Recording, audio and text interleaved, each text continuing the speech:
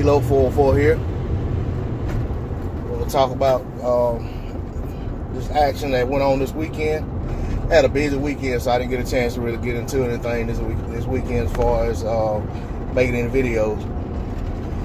But once again, I want to say thank you to my subscribers. Thank you for anyone that's viewing this video. Thanks for tuning back in to the channel. If you haven't subscribed, please subscribe to the channel. Trying to get these subs up. Trying to get my viewership up. If you're liking the videos, please feel free to like, share, comment, and thumb down the video if you're not feeling the video as well. And like I said about the comments, I want to have that interaction with my viewers, so please comment, let me know so I can gauge, the direction this channel is going in. Okay, let's get into it.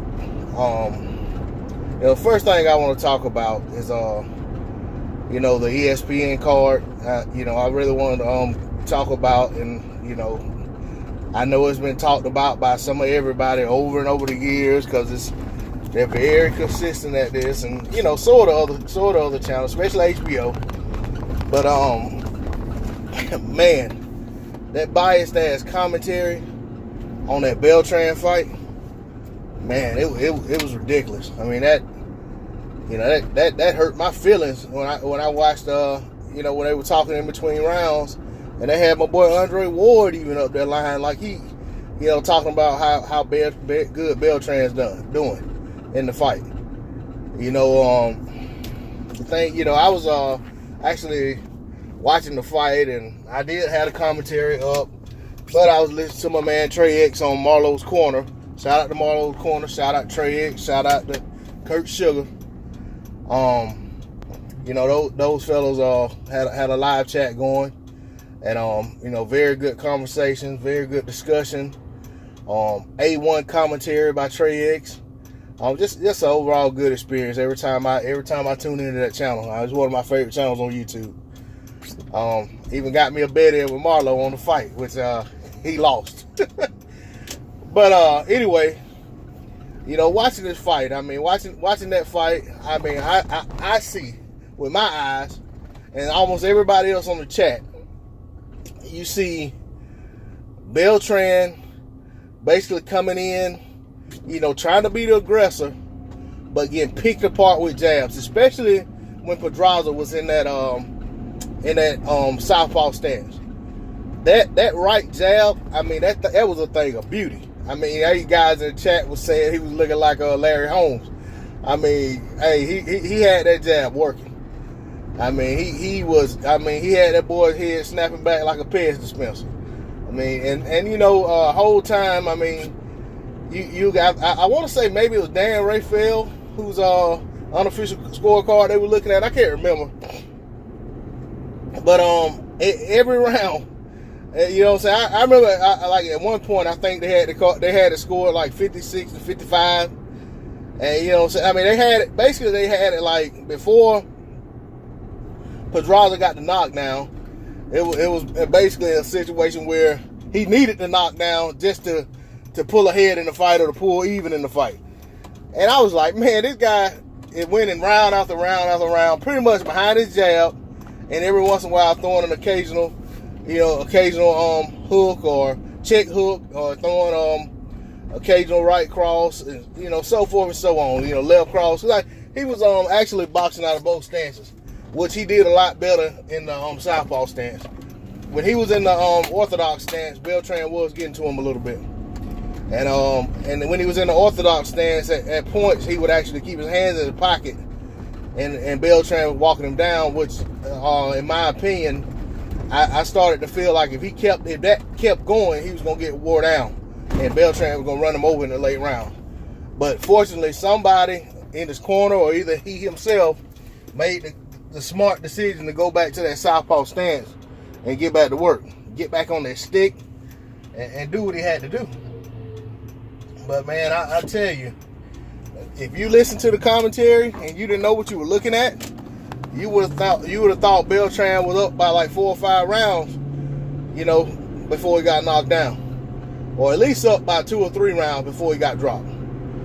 And that clearly was not the case. I'm glad the judges had it right. One judge had it a little too close, but hey, the right man got the call, got the decision. So I'm not too mad about that. But it's just, like I said, I just get sick of this commentary, man. It's like, yeah, you guys cannot.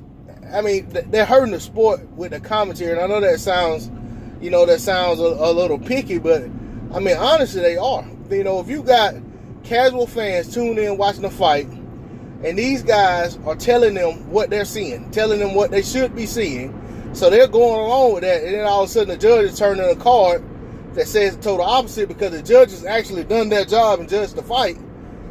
Then the fans are going to be like, oh, man got robbed, so forth and so on. But, the good thing about it is Beltran knew he got beat. And his, Beltran knew he got beat, and his post-fight comments reflected such. I mean, he got outworked. I mean, he got outsmarted. He got out-hustled. And, he just done the same thing over and over and over, round after round. And it wasn't working. And what Pedraza was doing was working for him. But it just...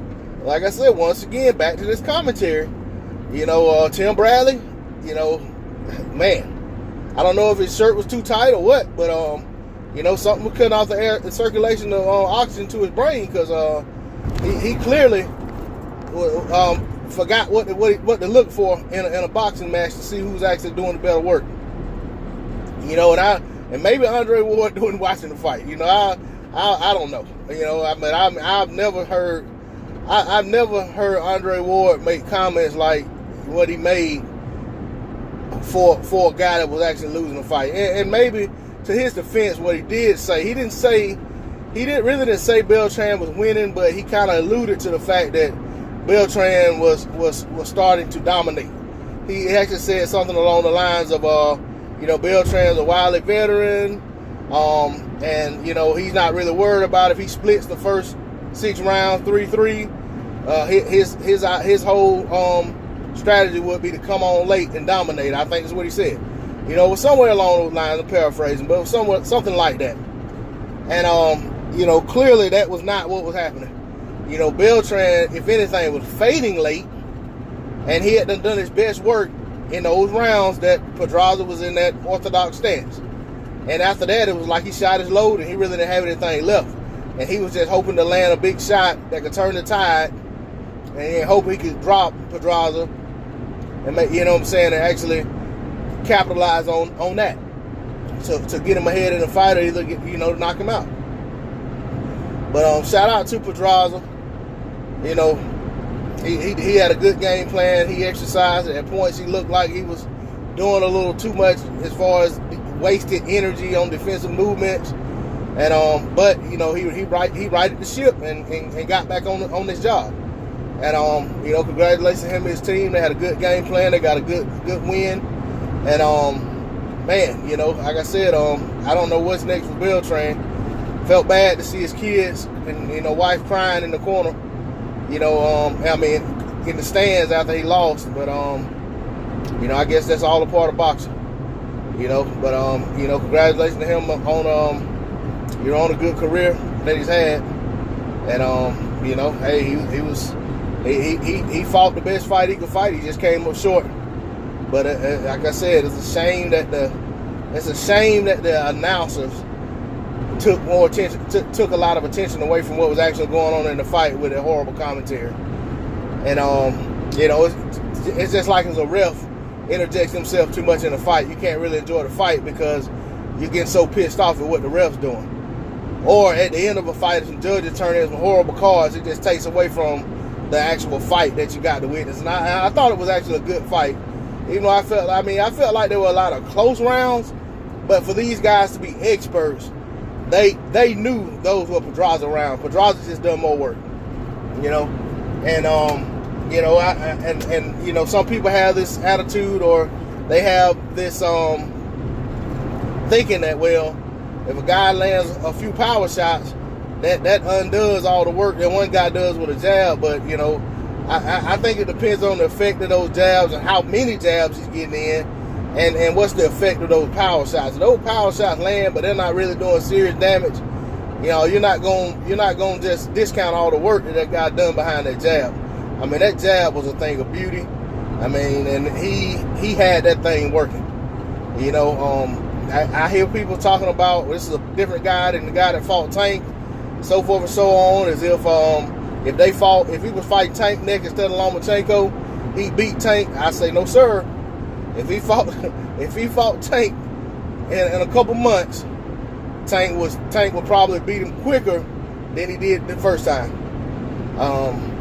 I just think that what Tank brings to the table is a little too much for what Pedraza brings to the table. It's just stylistically, it's just not a good matchup for him. I don't know that Pedraza could have a game plan, and even if he executed it to perfection, it would be good enough to keep Tank off of it. You know, and that's really, that's really all it is to that. I mean, I guess there is a scenario in which it is possible, but I just don't foresee it. Not without the way I saw the first fight. I mean, Pedraza basically just survived until Tank knocked him out. I mean, it wasn't like it was a very competitive fight, and he was in there and Tank hurt him with something bad and ended the fight. No, Tank dominated that fight from start to finish, in my opinion. Pedraza may have had a few moments in there, but Tank was clearly, the better fighter that night. And I think if they fought again anytime soon, Tank will still be clearly the better fighter, and we'll get him out of there. But I don't want to take away from what Pedraza done. Congratulations, he's done a great job. And I'm interested to see how that Lomachenko fight goes. I'm not gonna make a prediction on it right now, anything like that. But I will say if he devises a game plan and then he's busy, like he was Saturday night, he could get in there and he could be competitive. I'm not gonna say whether I think he could win or not at this point, but I think he can make a good fight of it. He doesn't have to go in there and get overwhelmed like a lot of guys do with Lomachenko, where they're not busy enough and they let Lomachenko just get off a lot of shots and get them frustrated and basically ultimately quit or put themselves in a position where the ref could actually wave the fight off. So that said, I just want to end it on saying I'm very disappointed in the commentary, but it's to be expected, sadly, because that's pretty much status quo. But it really, like I said, it pains me to see guys that I respected as fighters, who I know what they're looking at, to go out there and actually make pompous statements that have nothing to do with what's actually going on in the ring. And on that, I'm out. Thanks for watching.